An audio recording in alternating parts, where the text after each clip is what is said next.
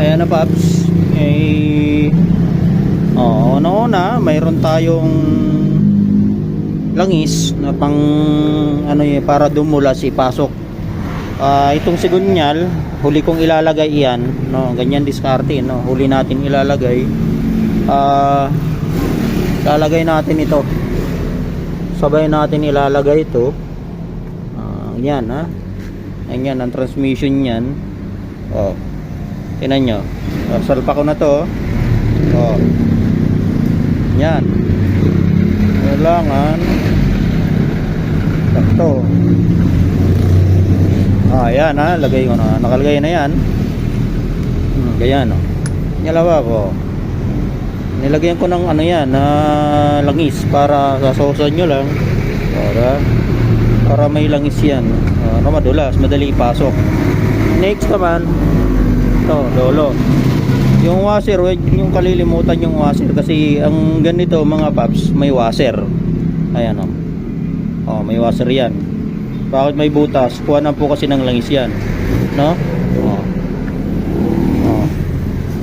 Sausawa na isang kamay lang ginagamit ko, kasi hawak ng kanang kamay ko yung camera, yung cellphone.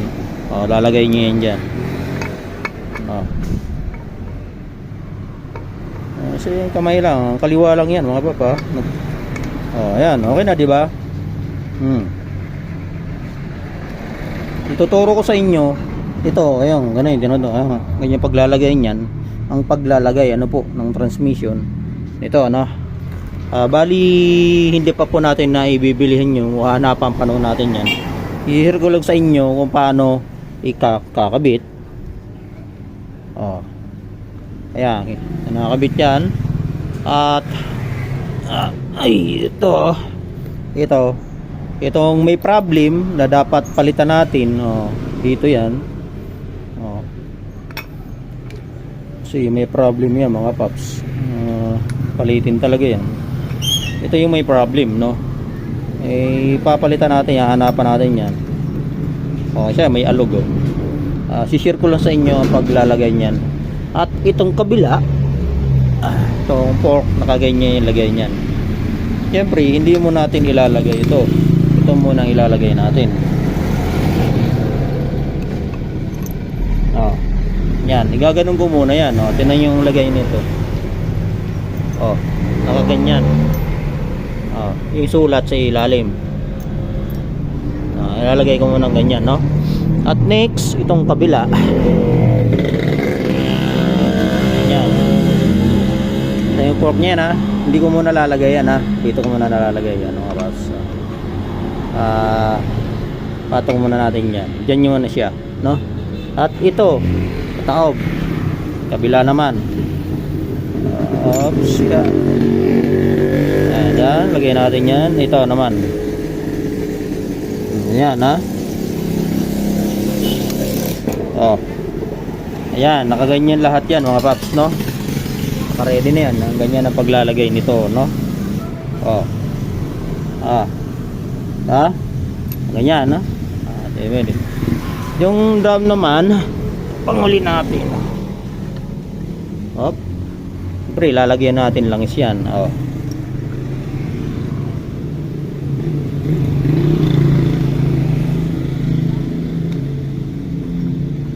Ayan, nagtutulak. Ayan na mga paps. So nailagay ko na. Ngayon saka natin ipapasok to. Ayan, di ba? Papasok natin yan. Nakakaganyan yan. Pasok natin yan. Okay, kunin naman natin ito. Saka natin ilalagay.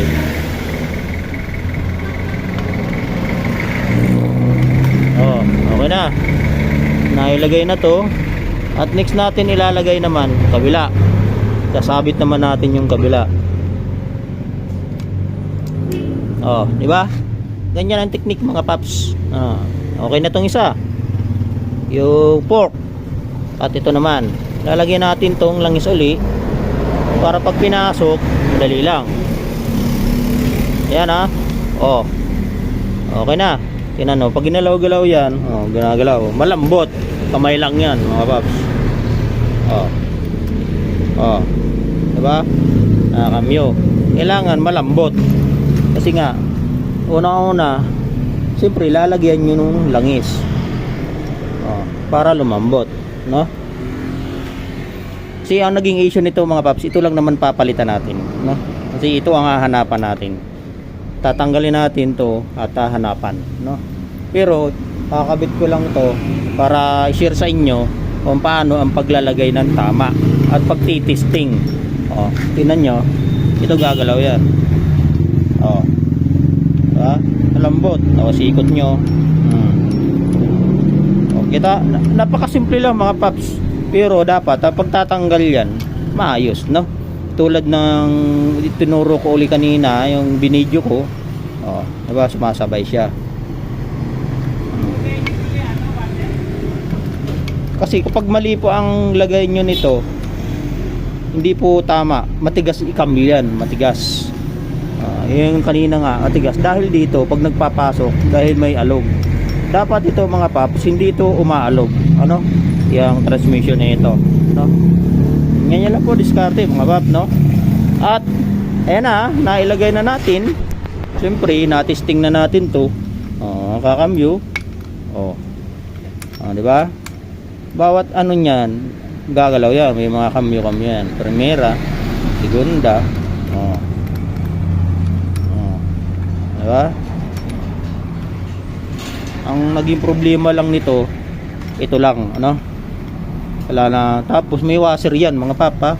Pinaka washer ito.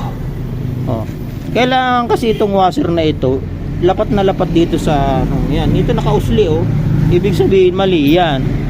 Mali yan. Hindi yan pantay dito. Kailangan pantay yan. Eksakto. Kaya may problema. Minsan kapag naipit niya, tigas yan. Hindi siya no?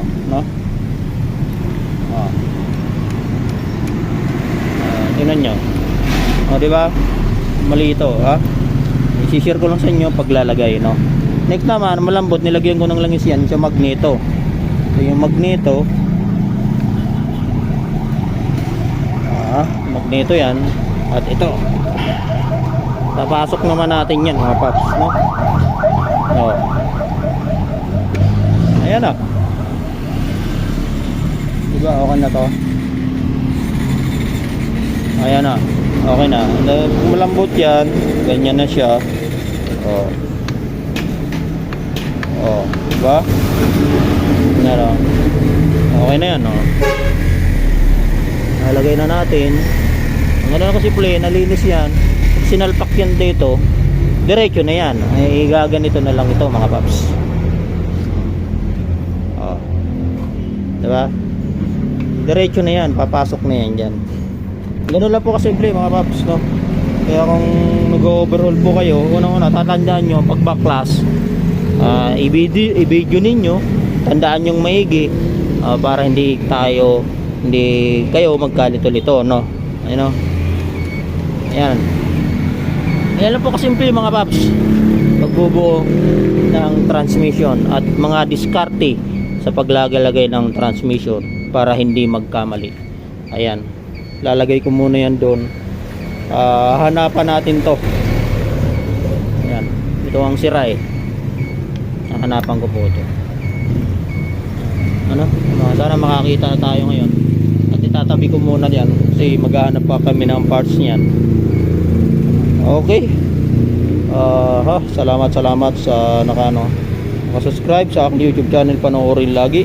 At kung gusto nyo magpa-FI cleaning, pumunta rito, overhaul mo motor na tulad nito,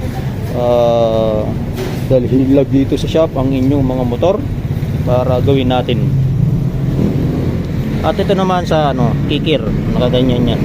Ayan, diba? Diba mga boss? Ganun lang paggagawa ng motor. Kailangan malinis. Pag nailagay nyo, maayos at huwag magkakamali. Yan. Please subscribe my YouTube channel. Please follow my FB page, Mechanic Doctor. Paki-follow na lang po. Share na lang. Araw-araw lagi tayo mag-upload ng mga ganitong tutorial para matutunan ng ibang mekaniko na nais mag-aral pag may mekaniko. Yan po. sana subscribe po kayo, panoodin lagi ang aking mga itinuturo. Ito po mga paps ay Kawasaki Badja 150cc. Ano po, GT 150cc Kawasaki. Ayan mga paps. Ayan po, maraming salamat. God bless po sa inyong lahat.